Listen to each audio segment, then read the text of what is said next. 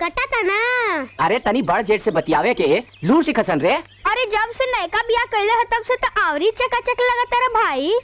और वायलिन करौला का एकदम जवान हो गेल बाड़ा। अरे काका ओका मत कह हमरा के। तो का कही जा, तू तो हमार बाबुओ से बड़ हवा। अरे गधा, हमरा के भैया कहबो सन ताना उन्हें भौजियों के रिश्ता ला जाई। एक नंबर के बात कहला, पहले काहे नहीं बतौला। भौजी प्रणाम। हाय अल्लाह, आज ससुरा में पहले पहिल के देवर तो लौकल। हमरा घरे तो कौन बूढ़ो आवता तो चाची और दादी बोला था। का जाने इनकर कितना उम्र हो गई। की कर रहमत भैया के। अरे इनका भी उम्र का भइल भौजी, हमनी के संगे तो गोली खेलने बाड़न। हमनी से 5 बरिस बड़ होई हन और का। अच्छा छोड़ा जा, चला जा भीतर तो लगन के कुछ खियाई पियाई आवाज। चल। ललन सिंह के बेटा न बैठावे लायक बड़ा सन न भगावे लायक। हाँ तोहार बड़ाई सुन के मिले आयल बानी जा। अच्छा ए भौजी, तू तो हमनी के जोड़ा पारी के बाड़ू हो। वो तो एकदमे ना बूढ़ हवन, उनका से कैसे फंस गेलू। जवानी के जोश में ना बुझाइल होई, कुआर पे तो कैसना बढ़िया लगेला का भौजी। बाप रे बाप, ये तो देखा ही में छोट बाड़न जा। का बुझतारू, जिला के जवान है जा। भैया ये तो बड़ा कमसिन लगतारी रे। तनी छू के देखना, बड़ी मुलायम देह बा, एकदम रब्बा ऐसन। हाँ रे सच्चो, बड़ी मुलायम बाड़ी।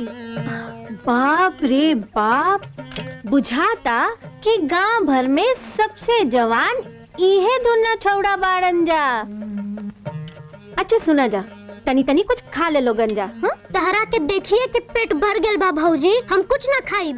ओ इहे से ही हाल बा ना। अच्छा सुना, रोज रोज अइहा जा, तनी हमरो मन लग जाई। अरे तोहरा बोलावे के पड़ी। का सिखाइबू। अरे हम का सिखाई, हमरा तो तोहरे दोनों से सीखे के पड़ी। हाँ चला तानी जा भौजी। कहाँ जाई बजा। अरे सिनेमा उनेमा जाइब जा। और का करे के बा हमनी के। कौन सिनेमा हो। गुप्त ज्ञान। ये तो सियान आदमी के देखे वाला सिनेमा है।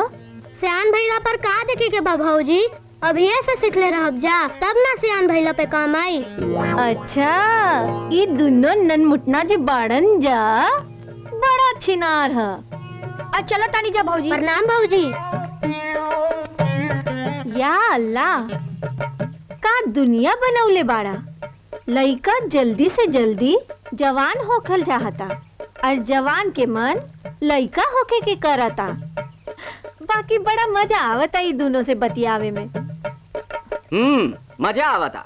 बड़ होके जब लंट बनिए सन ना, तब पूरा गांव के मजा आई ना। तब तहरा ऐसा मनहूस बन के घर में बैठल रही है जा, तो शरीफ बन जाइए जा। हाँ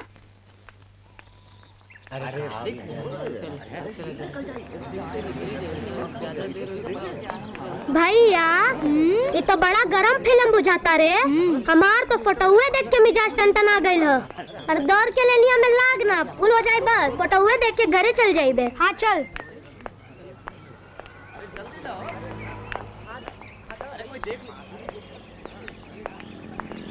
अरे टॉनी का कहाँ से आयल बात सुन रहे। चल निकल। टॉनी का बुझात नहीं के सयान के देखे वाला फिल्म है। तारा का बुझाता, हम जवान नहीं खी। 1 घंटा लगी तो सब जवानियों बाहर आ जाए। चल भाग। ये साला मुझ कबरा कहाँ से आ गई हो रे।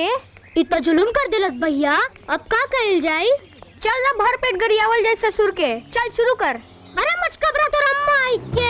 अरे पगला बड़का ना रे, छोटे ही छोटे। अरे मुझ कबरा साला सुग्गा ऐसन लइकन के रोवा छचनोले बाड़े, तोहर बाल बच्चा भूखे मरी रे मटका। अरे पगला ओकर बाल बच्चा के काय बोला तारे रे। तू ही बोल ना भैया, हमरा छोटका गाड़ी बहुत कमावेला।